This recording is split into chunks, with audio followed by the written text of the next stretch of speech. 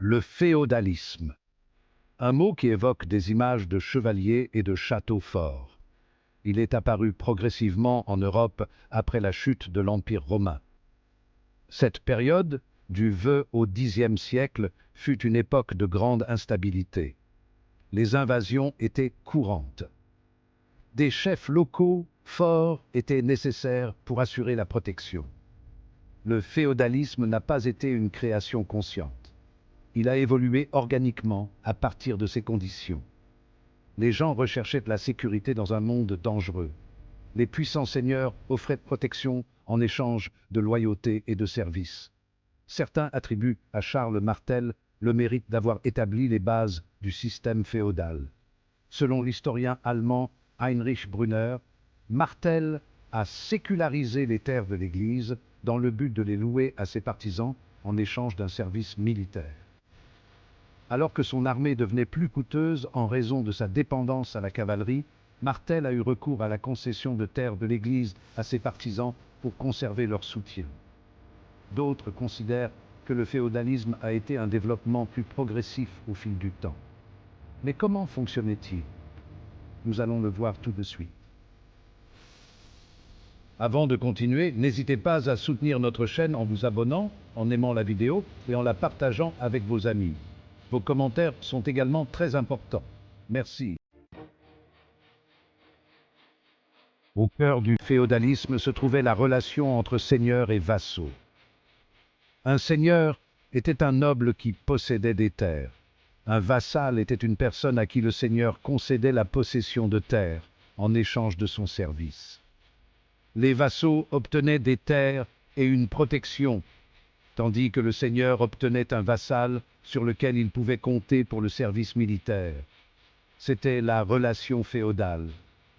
Les vassaux n'étaient pas seulement liés à leur seigneur, mais les paysans étaient liés aux vassaux par le régime seigneurial, un type de régime foncier.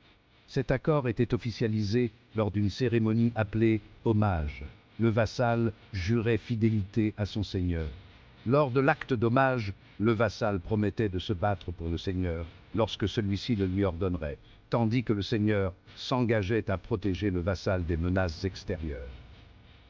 La fidélité, du latin fidelis, fidèle, fait référence à la récitation d'un serment qui confirmait les promesses faites lors de l'hommage.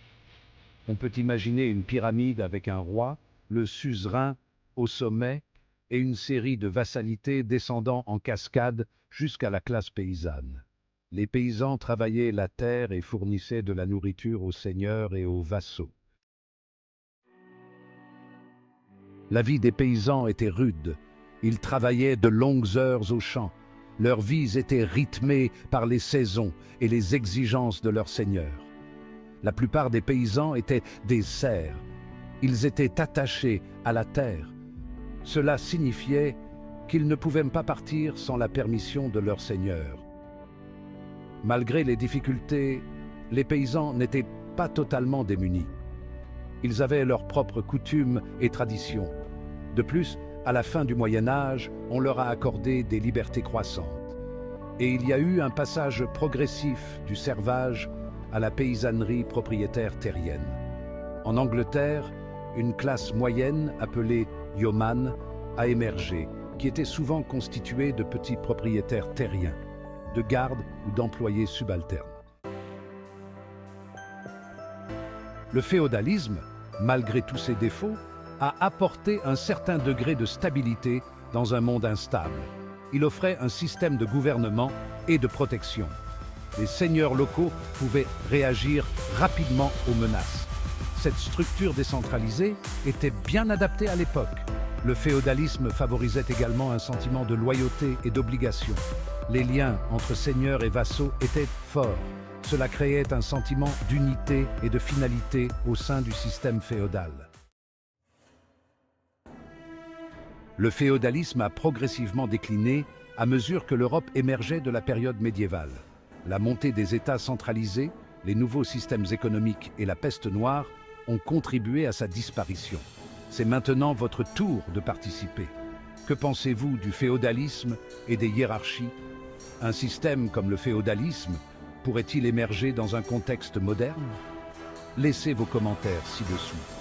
N'oubliez pas de vous abonner à la chaîne, d'aimer la vidéo et de la partager. Restez connectés, à bientôt.